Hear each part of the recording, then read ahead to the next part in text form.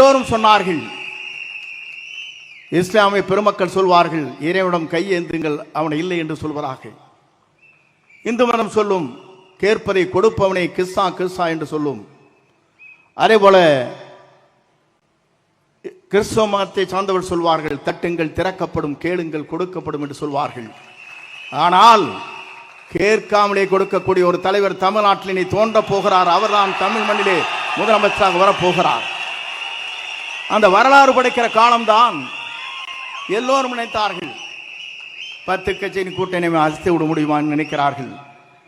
எல்லோரும் ஆடி போய் நிற்கிறார்கள். ஏன் என்று சொன்னால் ஒருவர் புதிதாக தோன்றி இருக்கிறார். அந்த இரு கட்சியிலும் இருக்கின்ற தலைவர்களே அல்ல. ஏன்னு சொன்னால் தலைமை என்பது வேறு. ஆனால் இன்று இருக்கிற தலைமை ஆடி போய் நிற்கிறது.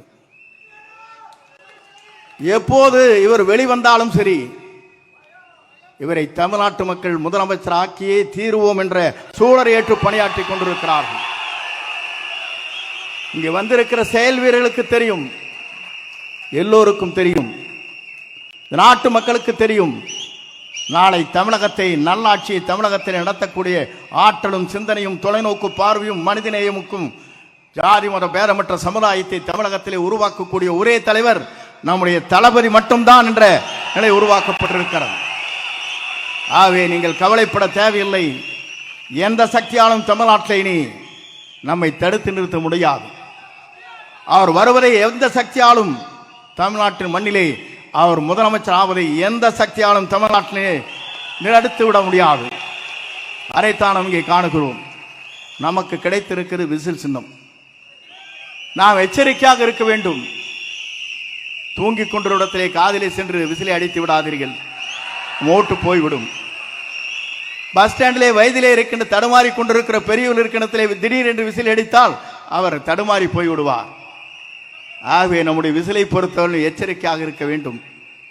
ஏன்னு சொன்னால் நாம் போடுகிற வாக்கிலே தான் நம்முடைய வெற்றி வரலாறு இருக்கிறது என்பதை மறக்காமல் நம் பணிகளை ஆற்றிடல் வேண்டும். இங்கே வந்திருக்கிற நீங்கள் அத்தனை பேரையும் நான் காணுகிறேன்.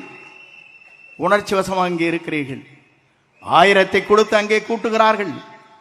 1 ரூபாய் கூட இல்லாமல் இங்கே கூடப்படுகிற கூட்டத்தை பார்க்கிற போது நம்மை வெல்வதற்கு எந்த சக்தியாலும் இனி தமிழகத்திலே இல்லை என்ற வரலாறு படைக்கின்ற காலமாக அந்த காலம் அமையும்.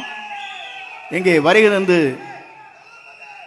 முதலே இதை துவக்கி வைக்கிற வாய்ப்பினை உருவாக்கி தந்திருக்கிற நம்முடைய தளபதிக்கு மீண்டும் கோடான கோடி